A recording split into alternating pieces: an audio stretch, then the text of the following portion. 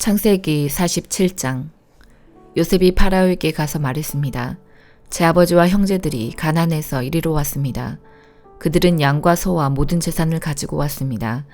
그들은 지금 고센 땅에 있습니다. 요셉은 자기 형제 중에서 5명을 골라 파라오에게 인사를 시켰습니다. 파라오가 형제들에게 물었습니다. 너희는 무슨 일을 하는 사람들이냐? 형제들이 대답했습니다. 파라오의 종인 우리는 목자들입니다. 우리 조상들도 목자였습니다. 형제들이 파라오에게 말했습니다. 우리는 이 땅에서 살려고 왔습니다. 가나안 땅에는 짐승들에게 먹일 풀이 없습니다. 그곳은 가뭄이 매우 심합니다. 그러니 우리를 고센 땅에서 살게 해주십시오. 파라오가 요셉에게 말했습니다. 그대의 아버지와 형제들이 그대에게 왔소. 이집트 땅이 그대 앞에 있으니 그대의 아버지와 형제들에게 가장 좋은 땅을 주시오. 그들을 고센 땅에서 살게 하시오. 그리고 그들 중에서 뛰어난 목자가 있으면 내 양떼와 소떼를 치게 하시오. 그 후에 요셉은 자기 아버지 야곱을 모시고 와서 파라오에게 인사를 시켰습니다. 야곱이 파라오에게 복을 빌어 주었습니다. 파라오가 야곱에게 말했습니다. 그대는 나이가 어떻게 되시오? 야곱이 파라오에게 말했습니다. 제가 이 세상을 떠돌아다닌 횟수가 130년이 되었습니다. 제 조상들보다는 짧게 살았지만 고통스러운 삶이었습니다. 이 말을 하고 나서 야곱은 다시 파라오에게 복을 빌어주고 그 앞에서 물러나왔습니다. 요셉은 파라오가 말한 대로 자기 아버지와 형제들에게 이집트에서 가장 좋은 땅을 주었습니다. 그 땅은 라암세스 성에서 가까웠습니다. 그리고 요셉은 자기 아버지와 형제들과 그들의 모든 식구에게 필요한 음식을 주었습니다. 가뭄이 더 심해져서 온 땅 어느 곳에도 먹을 것이 없었습니다. 이집트 땅과 가나안 땅은 가뭄 때문에 살기가 더욱 힘들어졌습니다. 요셉은 이집트와 가나안에 돈이란 돈은 다 모아들였습니다. 사람들은 곡식을 사기 위해 요셉에게 돈을 치렀습니다. 요셉은 그 돈을 파라오의 왕궁으로 가지고 갔습니다. 그러자 얼마 지나지 않아 이집트와 가나안 땅 사람들의 돈은 다 떨어지고 말았습니다. 그래서 그들은 요셉에게 나아가 먹을 것을 좀 주십시오. 돈이 다 떨어졌다고 해서 총리님이 보시는 앞에서 죽을 수야 없지 않겠습니까? 하고 말했습니다. 요셉은 이렇게 대답했습니다. 돈이 다 떨어졌다면 가축을 가지고 오너라. 그러면 먹을 것을 주겠다. 그리하여 사람들은 가축들을 요셉에게 가지고 왔습니다. 요셉은 말과 양과 소와 나귀를 받고 대신 먹을 것을 주었습니다. 이처럼 요셉은 그 해의 가축을 받고 대신 먹을 것을 주었습니다. 그 다음 해에 백성들이 요셉에게 와서 말했습니다. 이제 우리에게는 남은 돈이 없습니다. 그리고 우리 짐승들도 다 총리님의 것이 되었습니다. 이제는 우리 몸과 우리 땅 말고는 남은 것이 없습니다. 우리와 우리 땅이 총리님 보시는 앞에서 죽게 되어버렸습니다. 우리 땅을 사시고 그 대신 먹을 것을 주십시오. 그러면 우리는 우리 땅과 더불어 파라오의 종이 되겠습니다. 밭에 심을 씨앗을 좀 주십시오. 그러면 우리는 죽지 않고 살 것입니다. 그리고 땅도 못 쓸 땅이 되지 않을 것입니다. 그리하여 요셉은 이집트의 모든 땅을 사들여 파라오의 것으로 만들었습니다. 모든 이집트 사람이 요셉에게 자기 밭을 팔았습니다. 가뭄이 너무 심했기 때문입니다. 이제 모든 땅은 파라오의 것이 되었습니다. 요셉은 이집트의 이쪽 끝에서 저쪽 끝까지의 모든 백성들을 노예로 만들었습니다. 요셉이 사들이지 않은 땅은 제사장들의 땅뿐이었습니다. 제사장들은 파라오가 주는 것으로 먹고 살았기 때문에 땅을 팔 필요가 없었습니다.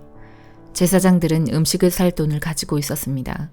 요셉이 백성들에게 말했습니다. 내가 너희와 너희 땅을 사들여서 왕에게 드렸다. 이제 내가 너희에게 씨앗을 줄 터이니 그것을 너희 밭에 심어라. 추수 때가 되면 너희가 거둔 것의 5분의 1을 파라오께 바쳐야 한다.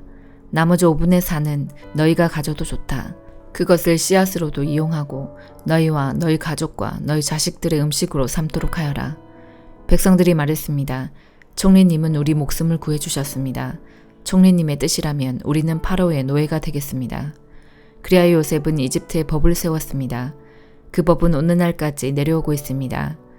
땅에서 나는 모든 것의 5분의 1은 파라오의 것입니다. 파라오의 것이 되지 않은 땅은 제사장들의 땅뿐이었습니다.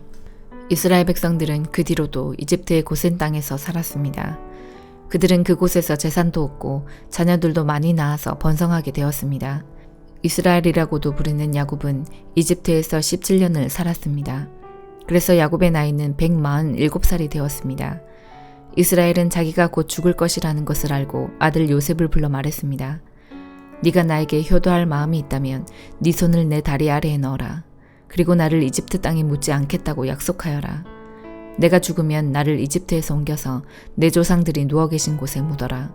요셉은 아버지 말씀대로 하겠습니다 하고 대답했습니다. 야곱이 말했습니다. 그렇게 하겠다고 약속하여라. 이에 요셉은 그렇게 하겠다고 야곱에게 약속했습니다. 그러자 이스라엘은 침대맡에 엎드려 하나님께 예배드렸습니다.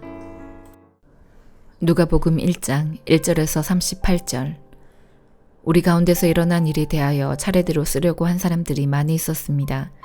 이 사람들은 처음부터 이 일을 목격한 사람들, 즉 말씀의 종들이 우리에게 전하여 준 대로 기록하였습니다. 존귀하신 데오빌로 각하, 저도 이 모든 일을 처음부터 자세히 조사하였으므로 이 일을 가깝게 차례대로 기록하여 드리는 것이 좋다고 생각합니다.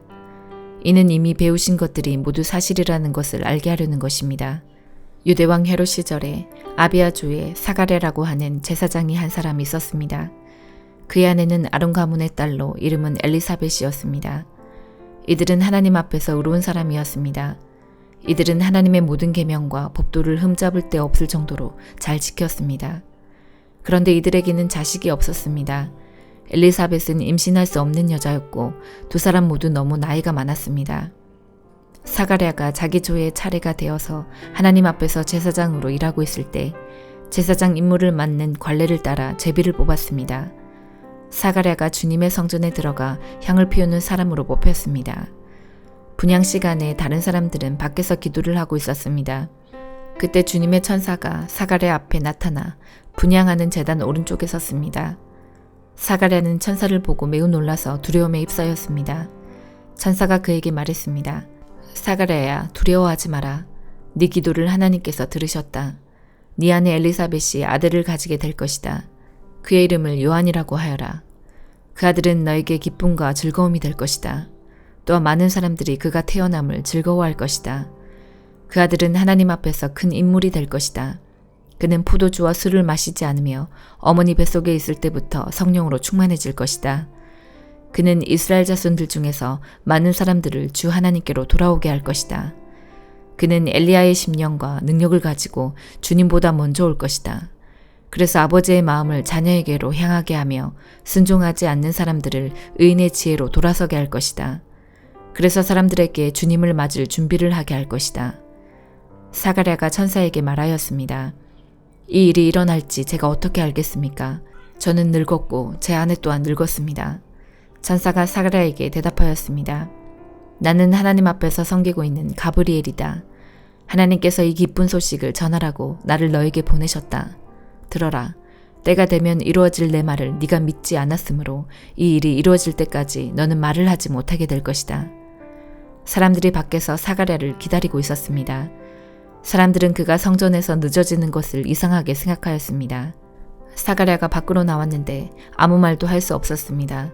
사람들은 그가 성전 안에서 환상을 본 줄 알게 되었습니다. 사가랴는 단지 손짓만 할 뿐 말을 하지 못했습니다. 제사장 직무기간이 끝난 뒤에 사가랴는 집으로 돌아갔습니다. 그 후에 엘리사벳이 임신하게 되었습니다. 그녀는 임신한 후 5달 동안 집 밖에 나오지 않았습니다. 그녀가 말했습니다. 주님께서 나를 너그러이 돌보아주셔서 아이를 주심으로 사람들로부터 당하는 내 부끄러움을 없애주셨다. 임신한 후 6째 달에 하나님께서 가브리엘 천사를 나사렛이라고 하는 갈릴리의 한 마을로 보내셨습니다. 가브리엘은 다윗 가문의 요셉이라고 하는 사람과 약혼한 처녀에게 가게 되었습니다. 이 처녀의 이름은 마리아였습니다. 천사가 마리아에게 와서 말했습니다. 은혜를 입은 여인이여 기뻐하여라. 주께서 당신과 함께하길 빈다. 마리아는 천사의 말을 듣고 너무나 놀라서 이게 도대체 무슨 소리인가 하고 생각하였습니다. 천사가 마리아에게 말했습니다. 마리아야 두려워하지 마라. 하나님께서 너에게 은혜를 베푸신다. 보아라. 네가 아이를 임신하게 되어 아들을 낳을 것이다. 너는 그 이름을 예수라고 하여라. 그는 크게 되어 가장 높으신 분의 아들이라고 불릴 것이다. 주 하나님께서 그에게 그의 조상 다윗의 왕좌를 주실 것이다.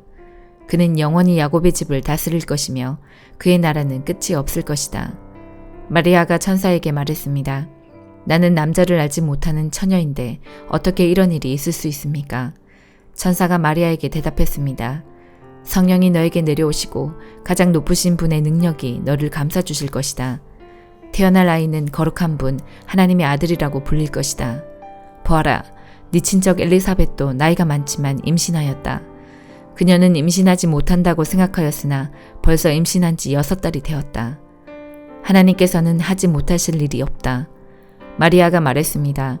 보소서, 저는 주님의 여종이오니 당신의 말씀대로 제게 이루어질 것을 믿겠습니다. 그러자 천사가 마리아에게서 떠나갔습니다. 욥기 13장. 보게나, 이런 것들을 내 눈으로 보고 내 귀는 들어서 깨달았다네. 자네들이 아는 것은 나도 알고 있으니 내가 자네들보다 못하지도 않다네. 그러니 나는 오직 전능자에게만 말씀드리고 나의 처지에 대해 하나님과 의논하고 싶다네. 자네들은 거짓말쟁이들이며 돌팔이 의사와 같군. 자네들 입 좀 다물 수 없나? 그렇게 하는 것이 현명할 걸세. 내 주장에 귀를 좀 기울여주게. 내 간청을 이해해주게나. 자네들은 하나님을 위한다면서 그런 허튼 소리와 거짓말을 하는가? 그분께 안첨을 하자는 것인가? 하나님을 위하여 변호를 한다는 것인가? 그분이 자네들 속마음을 다 아시겠지. 자네들은 사람을 속이듯 그분을 속일 수 있다고 믿나? 자네들이 계속 불공평하게 행하면 분명히 그분이 자네들을 꾸짖으실 걸세. 그분이 그의 위엄으로 자네들을 놀라게 하시고 공포에 떨게 하실 거야. 자네들의 교훈은 어떤 쓰레기 더미에서 가져왔나? 자네들 주장은 어디 흙더미에서 가져왔나? 제발 입 다물고 내 말 좀 들어보게나. 무슨 일이 일어나더라도 내가 당할 것 아닌가? 내가 내 자신을 위험에 밀어넣게 되어도 내 생명을 스스로 지킬 것이네. 비록 그분이 날 죽이실지라도 나는 그분을 믿고 내 주장을 굽히지 않을 걸세. 오직 그것만이 내가 사는 길이라 믿네. 악인은 그분 앞에 감히 나아갈 수도 없기 때문이지. 내 말 좀 들어주게나. 제발 내 말에 귀를 기울여주게나. 난 내 주장을 이야기했고 마침내 옳다고 인정받을 거라 확신하네. 누가 내 주장을 꺾을 수 있나? 만약 그럴 자가 있다면 난 입을 다물고 죽겠네. 하나님, 제발 2가지 소원을 들어주십시오. 그러면 주를 피하지 않겠습니다. 제게서 당신의 손을 치워주시고 공포에 사로잡혀 떨지 않게 해주십시오. 제게 말씀하시면 대답하겠습니다. 아니면 제가 묻는 말씀에 대답해 주십시오. 저의 허물과 죄가 얼마나 많습니까? 제가 반역한 일과 죄를 보여주십시오. 왜 당신은 저를 피하시고 원수 취급하십니까? 바람에 날리는 낙엽과 같은 저를 왜 괴롭히십니까? 마른 풀과 같은 저를 왜 쫓아오시나요? 당신은 저의 죄를 모두 기록하시고 어렸을 때의 잘못을 갚으십니다. 당신께서 제 발을 착고에 채우시고 걸음마다 지켜보시고 내 발자국까지 추적하시니 내가 썩는 물건처럼 썩어져 가고 좀먹은 옷처럼 생명이 약해져 갑니다. 고린도전서 1장. 하나님의 뜻에 따라 그리스도 예수의 사도로 부르심을 받은 나 바울과 형제 소스데데는 고린도에 있는 하나님의 교회와 그리스도 예수 안에서 거룩하게 된 사람들에게 이 편지를 씁니다. 여러분은 방방곡곡에서 우리 주 예수 그리스도의 이름으로 부르는 모든 사람들과 함께 거룩한 사람으로 부르심을 받았습니다. 예수 그리스도는 우리의 주님이시며 또한 이 모든 사람들의 주님이 되십니다. 하나님 우리 아버지와 주 예수 그리스도께서 여러분에게 은혜와 평강을 주시기를 바랍니다. 그리스도 예수 안에서 여러분에게 주신 하나님의 은혜로 말미암아 나는 늘 하나님께 감사드립니다. 여러분은 예수 그리스도 안에서 모든 말하는 것과 모든 지식 등 모든 면에서 풍성하게 되었습니다. 내가 이렇게 말씀드리는 것은 그리스도에 관하여 증언한 것이 여러분 안에서 확고해졌기 때문입니다. 그러므로 여러분은 영적인 선물을 부족함 없이 받으며 우리 주 예수 그리스도께서 나타나실 것을 간절히 바라고 있습니다. 예수님께서는 여러분을 세상 끝날까지 굳세게 지켜 우리 주 예수 그리스도의 날에 흠이 없는 사람이 되게 하실 것입니다. 여러분을 부르셔서 그의 아들이신 우리 주 예수 그리스도와 사귐을 갖게 하신 하나님은 신실하십니다. 성도 여러분, 우리 주 예수 그리스도의 이름으로 여러분에게 호소합니다. 모두 의견을 합하고 여러분 사이에 편을 나누지 마십시오. 같은 마음과 같은 생각을 가지고 하나가 되십시오. 나의 성도 여러분, 글로의 집에서 온 사람들이 나에게 여러분 사이에 다툼이 있다는 소식을 전해주었습니다. 내용은 이렇습니다. 여러분이 저마다 나는 바울을 따른다. 나는 아볼로를 따른다. 나는 베드로를 따른다. 심지어 나는 그리스도를 따른다고 말한다니 도대체 그리스도가 아니었습니까? 바울이 여러분을 위해 십자가에 못 박혔습니까? 아니면 여러분이 바울의 이름으로 세례를 받았습니까? 내가 그리스도와 가이오 두 사람 외에는 여러분 중 어느 누구에게도 세례를 주지 않아 하나님께 감사합니다. 그러므로 여러분 중에서 어느 누구도 바울의 이름으로 세례를 받았다고 말할 수 없을 것입니다. 그러고 보니 내가 스데바나의 가정에도 세례를 준 적이 있습니다. 하지만 이들 외에는 아무에게도 세례를 준 기억이 없습니다. 그리스도께서 나를 보내신 것은 세례를 주기 위해서가 아니라 복음을 전하도록 하기 위해서였습니다. 그것은 인간의 지혜로운 말로 하라는 것이 아니었습니다. 그리스도의 십자가가 그 능력을 잃지 않게 하려는 것입니다. 십자가에 관한 말씀이 멸망한 사람들에게는 어리석은 것에 불과하지만 구원받은 우리에게는 하나님의 능력입니다. 성경에 이렇게 기록되어 있습니다. 내가 지혜로운 사람들의 지혜를 멸하고 지식 있는 사람들의 지식을 물리치리라. 지혜 있는 사람이 어디 있으며 학자가 어디 있습니까? 이 시대의 변론가가 어디 있습니까? 하나님께서 이 세상의 지혜를 어리석게 하지 않으셨습니까? 세상이 자기의 지혜를 통해서는 하나님을 알지 못하게 하신 것이 하나님의 지혜입니다. 그래서 하나님께서는 우리가 전하는 어리석어 보이는 말씀 선포로 믿는 사람들을 구원하기를 기뻐하셨습니다. 유대인들은 표적을 요구하고 그리스도인들은 지혜를 찾습니다. 하지만 우리는 그리스도께서 십자가에 못 박히셨다고 전합니다. 이것이 유대인들에게는 걸려 넘어지게 하는 것이요 이방인들에게는 어리석은 것이지만 유대인이 되었든지 그리스도인이 되었든지 부르심을 받은 사람들에게 그리스도는 하나님의 능력이며 하나님의 지혜입니다. 하나님의 어리석음이 사람의 지혜보다 더 지혜로우며 하나님의 약함이 사람의 강함보다 더 강합니다. 성도 여러분, 하나님께서 여러분을 부르셨을 당시 여러분의 모습이 어떠했는지를 생각해 보십시오. 세상의 표준으로 볼 때 지혜 있는 사람이 많지 않았고 권력 있는 사람도 많지 않았으며 가문 좋은 사람도 많지 않았습니다. 그러나 하나님께서는 지혜로운 것들을 부끄럽게 하시려고 세상의 미련한 것들을 선택하셨고 강한 것들을 부끄럽게 하시려고 세상의 약한 것들을 선택하셨습니다. 하나님께서는 세상의 비천한 것들과 멸시받는 것 그리고 아무것도 아닌 것들을 선택하여 유력한 것들을 멸하셨습니다. 이것은 하나님 앞에서 어느 누구도 자랑하지 못하게 하기 위해서였습니다. 그러나 여러분은 이러한 하나님에게서 나서 예수 그리스도 안에 있게 되었습니다. 예수님은 하나님께로부터 오는 우리의 지혜와 의와 거룩함과 구속이 되셨습니다. 그러므로 성경에 기록되었듯이 자랑하는 자는 주님 안에서 자랑하십시오. 아멘.